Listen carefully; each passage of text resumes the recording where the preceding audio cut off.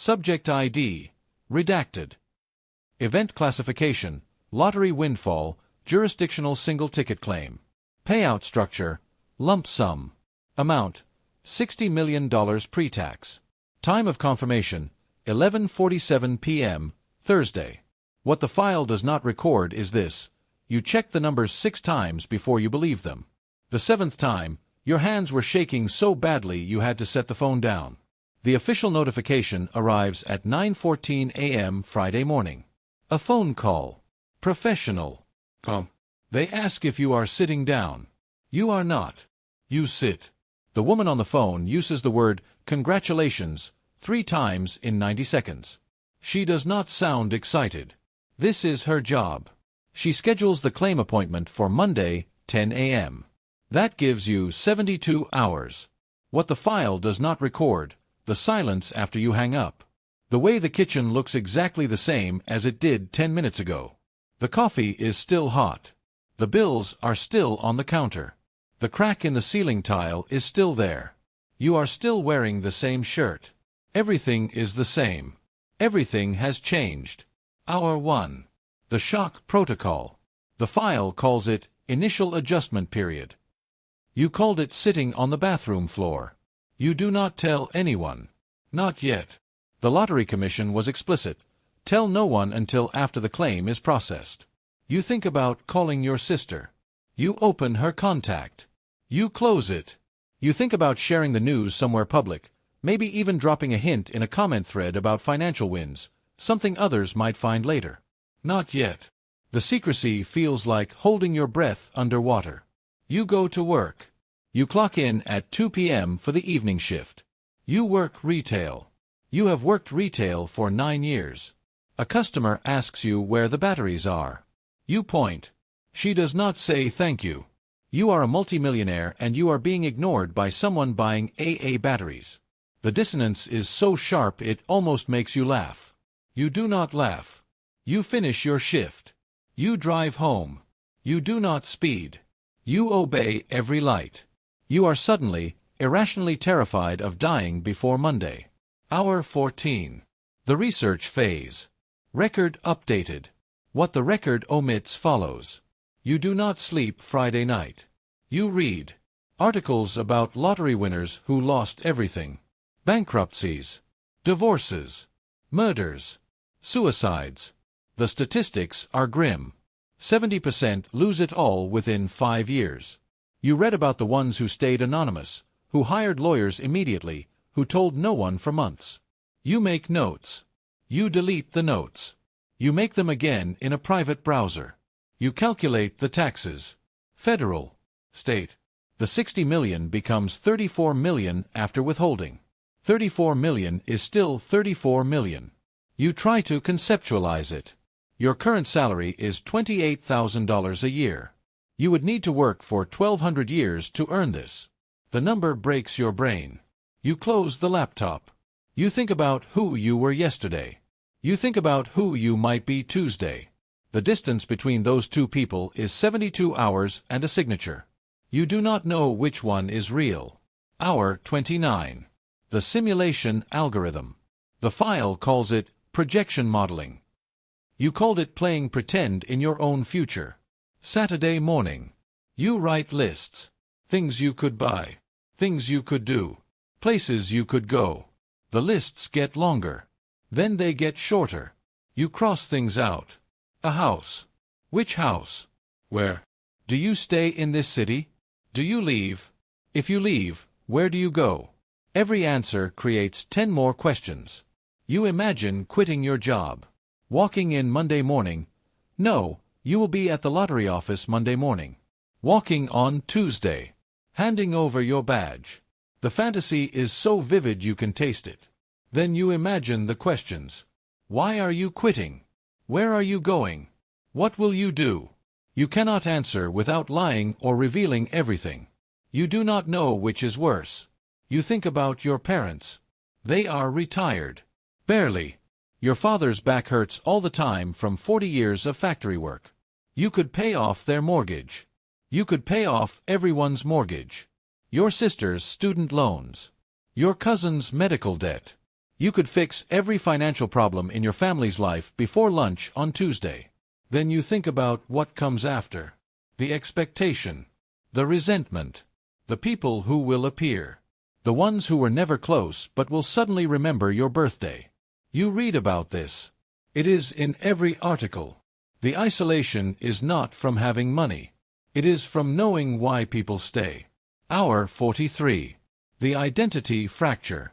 This section of the record is incomplete. What was withheld? The moment you looked in the mirror and did not recognize the expression on your own face. The rest of the record continues as follows. Saturday night. You go to a bar. You do not usually go to bars. You order a beer. It costs $6. You could buy this bar. The building. The whole block. The thought makes you nauseous. You leave the beer half-finished. A man sits next to you. He is drunk. Friendly. He complains about his boss. About his rent. About his car. You nod. You make sympathetic sounds. He asks what you do. You tell him. Retail. He says that must suck. You agree. It is the last time you will agree with that sentence and mean it the same way. You go home. You stand in your apartment. 1 bedroom. 700 square feet. You have lived here for 4 years. The lease is up in 2 months. You were worried about that on Thursday. You are not worried now. You are not worried about anything practical anymore. The absence of worry feels like floating. It also feels like drowning. Hour 58. The rehearsal doctrine. The file calls it scenario preparation. You called it lying to yourself in advance. Sunday morning. You practice. You sit in front of the mirror and you practice staying calm. You practice saying the words. I won the lottery. The sentence sounds fake. You try different tones. Casual. Seriously. Apologetic. None of them sound like you. You think about the lawyer. The financial advisor. The accountant. You need all three. You read that you need all three before you tell anyone else. You make calls. Sunday. No one answers. You leave vague voicemails. Significant financial event. Urgent consultation needed. You sound like a spam email. You think about the claim itself. Monday morning. You will walk into that office as one person. You will walk out as another. The transition will take less than an hour. Paperwork. Photographs. A ceremonial check you cannot actually cash. Then the wire transfer. Then it is real. You try to imagine the moment the money appears in the account. You cannot. The number is too large. It exceeds your capacity for belief. Hour 67. The severance preview. Record updated. What the record omits follows. Sunday evening. 5 hours until midnight. 17 hours until the appointment. You call your mother. You do not tell her. You just call. She asks if you are okay. You sound strange, she says. You lie. You say you are fine. Just tired. She tells you to get some sleep. You promise you will. You will not. You think about the version of you that checked those numbers on Thursday night. That person had problems. Real problems. Rent. Debt. The electric bill. A car that needed new tires. That person knew exactly who they were. Broke. Tired. Ordinary. Clear. You do not have those problems anymore. You do not know what problems you have now. You do not know what you are supposed to want. The money has not arrived yet, and it has already taken something. The clarity of necessity. The simplicity of survival. You wonder if you will miss it. Hour 71. The threshold registration. The file calls it final pre-claim status. You called it the last hour of old life. Monday morning. 9 a.m. You are awake. You have been awake. You shower. You dress carefully. Business casual. The clothes are cheap. You notice that now. You never noticed before. You wonder if you will throw them away. You wonder if you will keep them as a reminder. You do not know which would be healthier. You drive to the lottery office. You are early. You sit in the parking lot. You watch people walk in and out of the building next door. An insurance office. They are living normal Monday mornings. Complaining about traffic. Drinking coffee. Thinking about lunch. You are in a different universe now. You are watching theirs from behind glass. 9:47 a.m. You walk inside. The receptionist smiles. She knows why you are here. Everyone in this building knows. You are not special to them. You are a statistical event. A processing task. She hands you forms. You fill them out. Your hand is steady. You are surprised by that. Hour 72. The signature event. The file calls it transfer completion and claimant status confirmation. What the file does not record is this: you hesitated before signing. Just for a second. 1 second where you could still walk away. Stay small. Stay clear. Stay yourself. You sign. They take your photo. You are holding the oversized check. You are smiling. The smile is not real, but it is not fake either. It is something else. Administrative. A smile that fits the paperwork. The wire transfer will process within 48 hours. They give you a card. A number to call. A liaison assigned to your case. They say congratulations. You say thank you. You walk out. The parking lot looks the same. The sky is the same.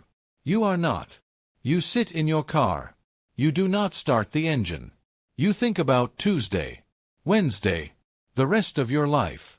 You think about who you were and who you are becoming and whether the distance between them can be measured in anything other than money. You think about the fact that you still have not told anyone.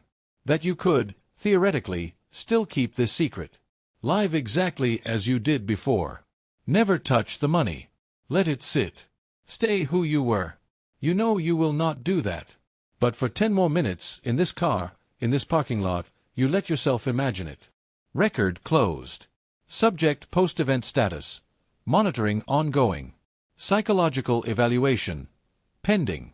Long-term classification. Unresolved. A new file opens. Different subject. Same event classification. Entry timestamp, Thursday, 11:51 p.m.